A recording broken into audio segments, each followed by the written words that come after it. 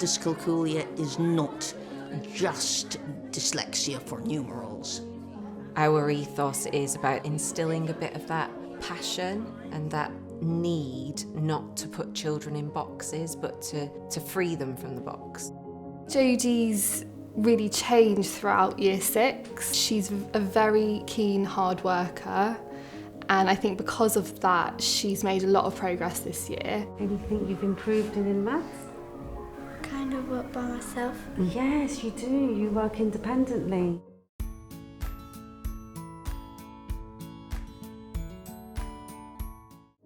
Dyscalculia is a persistent and significant difficulty with processing numbers.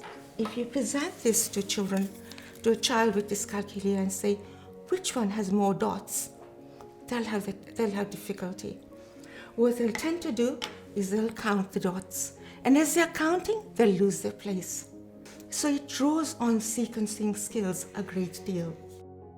Here is a child who is 8 years old. I didn't expect the child not to be able to add 32 plus 20 and to answer that as 32. This indicates that the child didn't have a concept of what 32 stands for and what 20 stands for. And this one, how many pieces have we divided it into? 2. 2. So that you've said that was a half. And how many pieces? It mainly presents itself in maths lessons, but where there's cross-curricular aspects, you might see the heightened anxiety or the difficulty in comparison to their peers. Another misconception is that dyscalculia it is expressed in exactly the same way in all children. So Jodie's dyscalculia does present itself in different ways in maths. For example, I worked with her timesing by 10, 100 and 1,000. She couldn't really grasp the concept. She knew to add a 0, or she knew to add however many zeros was needed for each question, but that was the extent of the knowledge.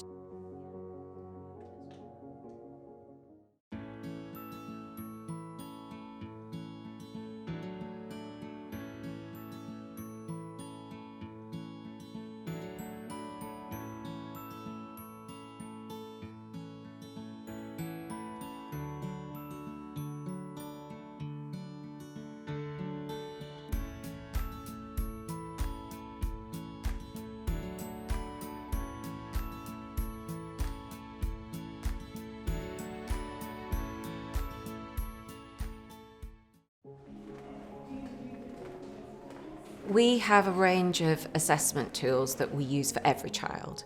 So we have pupil progress meetings, we have assessment weeks, and we accumulate all that information, and each term we will look at which children are making less than expected progress. And then I might then use a range of observational tools or tick lists to assess whether that child has just a developmental difficulty with maths, or whether it's coming under a category that could be classed as a learning need. We have a range of strategies at our disposal to support children with dyscalculia. Specifically to dyscalculia, we ran a training session for teachers about what dyscalculia was, but also gave them some concrete examples of the resources we use. When I trained as a teacher, I didn't receive much information about dyscalculia. To meet the needs of Jodie, I sit with Miss Flora, my TA, at least once a week to go through our plans, and we adapt that planning to suit her needs. I try not to make her feel like there's anything particularly different as much as possible. Okay. It sounds like she had a really good lesson. Yeah, she did. She really enjoyed it. It's really important to make sure they don't feel that they have a difficulty. The way we foster relationships in our school, we take time to get to know the children, we take time to have conversations with them. Enable interventions where possible. They should structure lessons so that there's not just one level at which one can work. So, I am I find a variety of resources effective to use for Jodie. She very much enjoys going on the laptop. We have lots of programs that she can go on that are really beneficial to her. We have a lot of books and SEN resources in school. Some children who just struggle with keeping up with the pace of the lesson for whatever reason, I sometimes do a similar resource for them. Well, I really liked the lesson that I observed this morning. Maybe you can do one each or share them out, it's up to you. Where the children were exposed to information in various forms, and the ways in which the atmosphere was relaxed. There was no pressure or competition. Children helped one another, but was not placed under pressure to achieve or made to feel that she was failing. All parents want to support their children at home, but with homework, for example, that can be a real battleground for parents and children sometimes.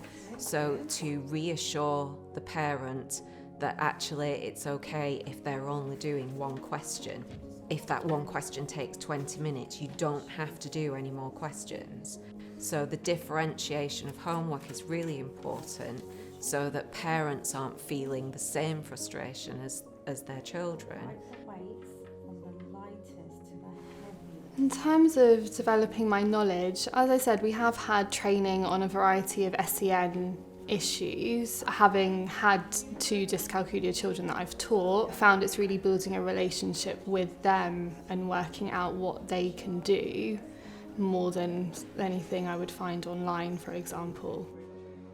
Advice to new teachers, I would say that you have to get to know the individual child, and that's going to be essential to them progressing.